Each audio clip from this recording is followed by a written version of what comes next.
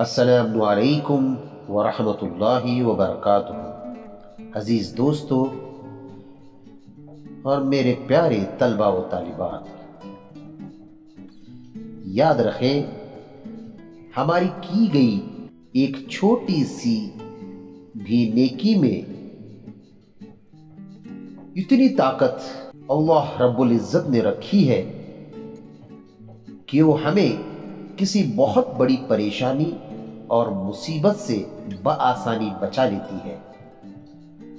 لہذا ہر لمحہ، ہر کام اسی فکر کو اپنی اساس بنا کر رکھیں کہ جب بھی اور جہاں بھی کوئی موقع ملے ہم نیکی یعنی اچھا کام کو ہاتھ سے جانے نہ دیں۔ میرے رب العالمین سے دعا ہے کہ ہم تمام کو نیکی کرنے والوں میں شامل فرمائے، یعنی اچھے کام کرنے والوں میں شامل فرمائے اور ہمارے نیک اعمال کو بچا کر رکھنے کی توفیق عطا فرمائے، آمین۔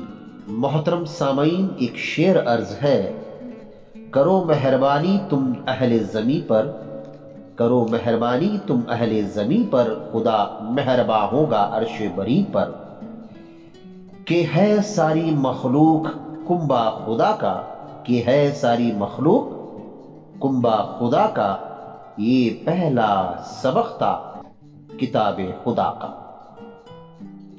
خوش رہے، خوشیاں بانٹے، ہمیشہ نیک کام، نیک اعمال کو بڑھاوا دے اور کرتے رہے۔